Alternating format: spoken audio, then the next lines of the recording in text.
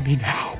Sir, I'm sure they're spiraling down from evil heaven. Please excuse my abbreviated French, but sympathetic villains can sometimes be a bit of a mind F. Despite committing actions that are morally detestable, somehow we still feel for them. And if they're written really well, we can even relate to them. Megamind is a stellar example of everything such a character should be.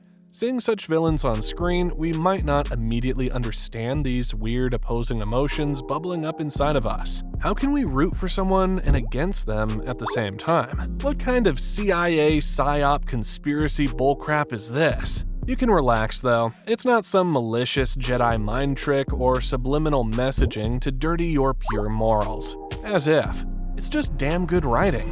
But I'm gonna tell you a secret, this goes deeper than just entertainment for kids. The lack of sympathetic villains in our movies is creeping into the real world, and it's having devastating effects on actual lives. That's why today I'm going to be talking about the importance of sympathetic villains, what makes them work, and even more relevant, how to write one.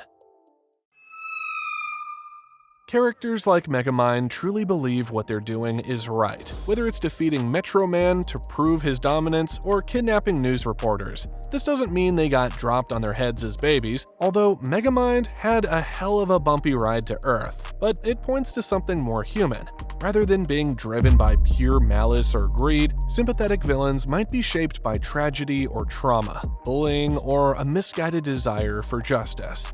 This turns a cardboard cutout villain into an antagonist with emotional depth, something made up that we as an audience can connect with on a real level. When a villain's motivations are understandable or even noble, we're forced to question whether their actions are entirely wrong, adding moral complexity to the plot and our thought patterns. And yes, I know we don't always like to think in movies, especially animations. We just want our minds to go on that relaxing standby setting. Or maybe have a nap halfway. But leave the sleepy time for movies with badly written villains, like Sir Miles Axelrod from Cars 2, not Megamind.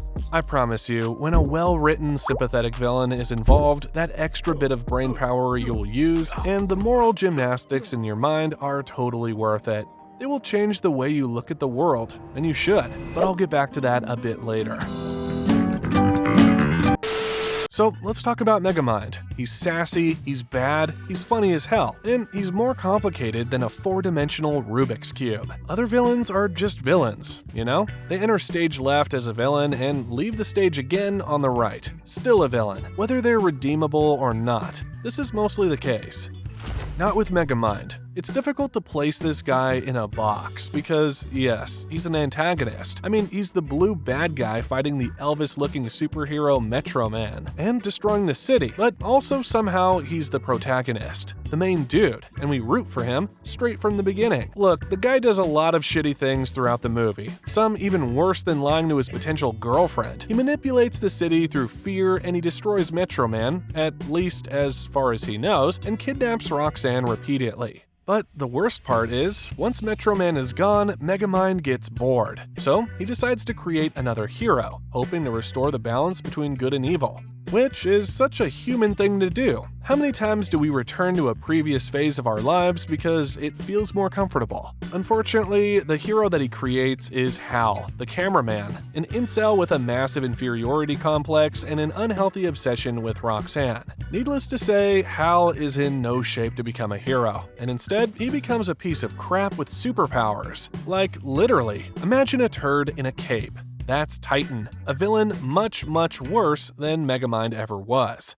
But let's start at the beginning. Elements that make Megamind the perfect sympathetic villain. We've all been there. Your planet's about to explode or be enveloped by some hungry void or multidimensional chasm monster. At least you got that baby-sized escape pod ready to get your infant the hell out of Dodge. It happened to Superman, it happened to Metro Man, and it also happened to our sympathetic villain, Megamind. All of these three characters turned out very different, although having superpowers and basically the same start to their adventures. It's just where they landed that shaped them to become either the villains or heroes they are. Or, in Megamind's case, both. One of the movie's strongest questions is about nurture versus nature. Are we born a certain way, or do our circumstances change us? From that moment, he was blasted into space without a seatbelt. He had no idea who he was supposed to be. Jeez, you'd think if your planet is being destroyed by a black hole and you have one last thing to tell your child, you'd make it a bit more concise.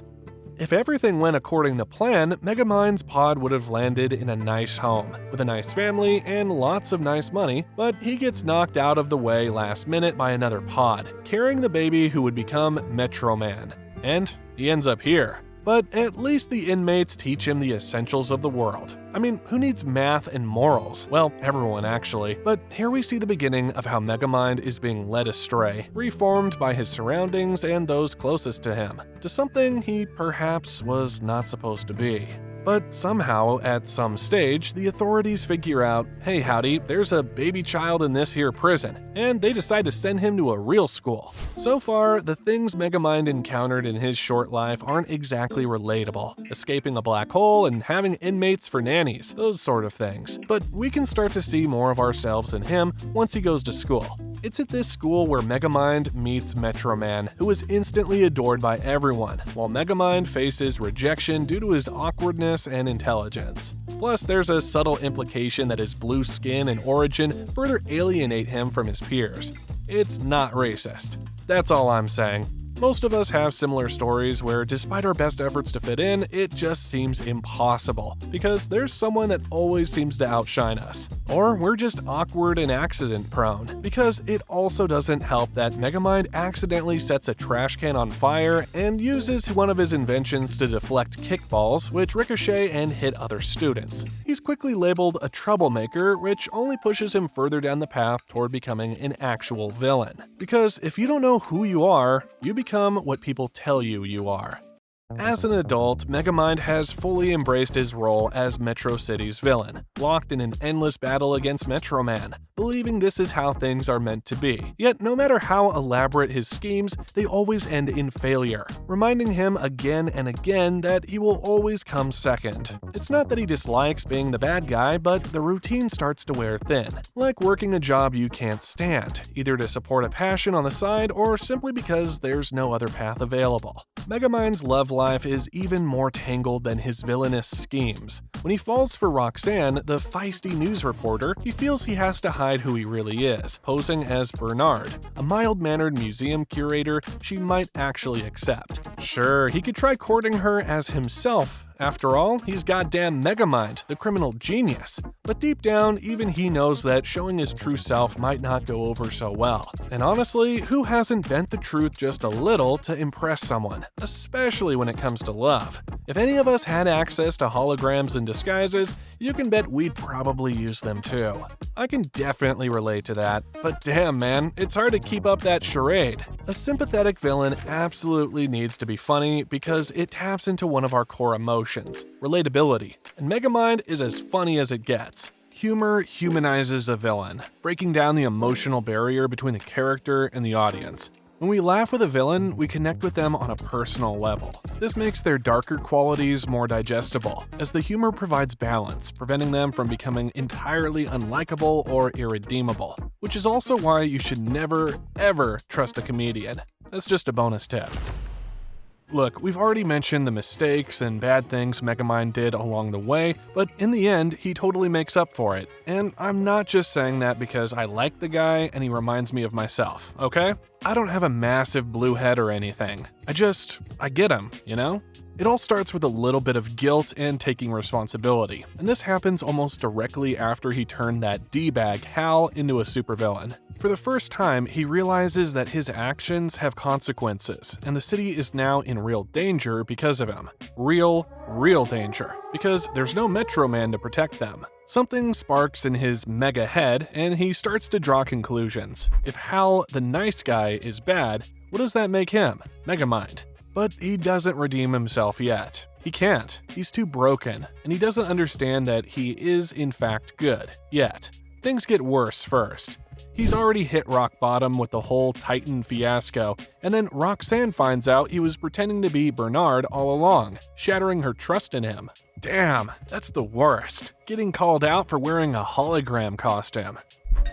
What do you want? Titan's turn-diesel. Congratulations, another one of your genius plans has backfired on you. No, but seriously, Feeling unworthy of her and redemption itself, Megamind is now completely lost, and things could have gone very much more south if it weren't for a voice of reason. Roxanne reminds him that people aren't bound by their past. They have the power to choose who they want to be. This moment becomes a turning point for Megamind, and he realizes that he can be more than the villain he thought he was destined to be. He gets it now. He realizes that the world and absurd coincidences made him what he's become. Getting raised by prison inmates, being bullied, and not getting told outright that he was supposed to be good by his parents. That's what put him on the wrong path, and people can rise above their situations. Also, Roxanne drives him to realize love and affection makes him want to be a better person. Determined to protect the city, Megamind steps up to stop Titan, even though it means becoming the hero he never imagined himself being. In a surprising twist, though, Megamind discovers that Metro Man didn't die, but faked his death to live a quieter life, and to become a subpar Muso. Very subpar. Hey. But Metro Man, who also made a transformation from what he thought he had to be to what he really wanted to be, acts as another force that nudges Megamind in the right direction. Metro Man also believes that he can and should be a hero. Armed with a new sense of responsibility, he faces Titan in an epic showdown, but not as himself. He disguises himself as Metro Man, thinking that's what the city needs, a powerful, confident symbol of hope. This shows his lingering insecurity and doubt about whether the people of Metro City could ever accept him as their hero. But this also shows that Megamind puts the city first, even if he needs to keep on pretending to be someone else, like he's been doing his whole life, and he's prepared to do this for as long as it takes. In the end, Megamind, as Metro Man, emerges as the hero of Metro City, and then Roxanne reveals his true identity to the city. The same city that once feared him now celebrates him, finally giving him the acceptance and recognition he always craved, not as a villain, but as someone who chose to do good. His relationship with Roxanne also evolves, as she sees him for who he really is, someone capable of change and heroism. Whether they can or want to make babies, I don't know, but I'd sure like to find out. But for reals, in the end, Megamind's journey comes full circle, proving that destiny is shaped by the choices we make, not by the roles we are forced into. But like I mentioned earlier, Megamind's blueprint, or lack thereof, in our society has left a massive mark on how we see people, and it's something we'll need to change, and very soon. There's one massive recurring theme in this film I've left out, and that is the theme of niceness versus goodness. If you look in the mirror, what do you see? Niceness or goodness? Let's compare the three characters, Megamind, Metro Man, and Titan, through this lens. Metro Man is the picture of niceness. He's charming, confident, and adored by the people. However, as the movie progresses, we learn that he lacks the depth of true goodness. He quits the hero game because it doesn't fulfill him, showing that being nice and popular doesn't always translate into doing the hard, selfless work of a true hero. Then there's Titan, who wants to be seen as nice and heroic, and even probably thinks he's nice and heroic, but lacks any moral grounding. When he gains powers, his selfishness and lack of integrity reveal his inability to embody true goodness, as he uses his strength for personal gain and destruction rather than helping others. Megamind, on the other hand, starts as neither nice nor good, but as the story unfolds, he begins to embody the deeper quality of goodness. Even though he doesn't have the charm or natural heroism of Metro Man, he steps up to protect the city when no one else will, showing that goodness is about doing the right thing even when it's difficult. Megamind teaches us that being good is more important than simply being nice, and that real heroes are defined by their actions and where they come from, not their popularity or outward persona. This misidentification is a disease in our world, and dare I say, a pandemic. Let me explain what I mean. We live in a real world filled with real villains. The problem is, not all villains are equal. We tend to see everyone through the same tainted glasses, as Jack Horner's from Puss in Boots or Lord Voldemort's, people whose actions are completely irredeemable, while many villains, or just the people around us we see as villains, are actually Megaminds, people who are innately pure-hearted. In fact, I'd argue most of us are Megaminds, with the drive to be good, but the human condition of making mistakes. Catch any of us at just the wrong moment, and any of us can be cancelled. That is the universal truth. Sure, some people are really, really evil. The the Adolf Hitlers and Jeffrey Epsteins, for instance. There are certain moral lines that we cannot cross, lest we evolve backward. But we need guidance to better understand those moralities and what to do when they are threatened. Yes, sympathetic villains like Megamind are hilarious and fun to watch, but we need more Megaminds in books and on our screens, not just for our entertainment, but to help us understand, empathize with, and distinguish people who make mistakes from people who need a one-way ticket to hell first thing in the morning.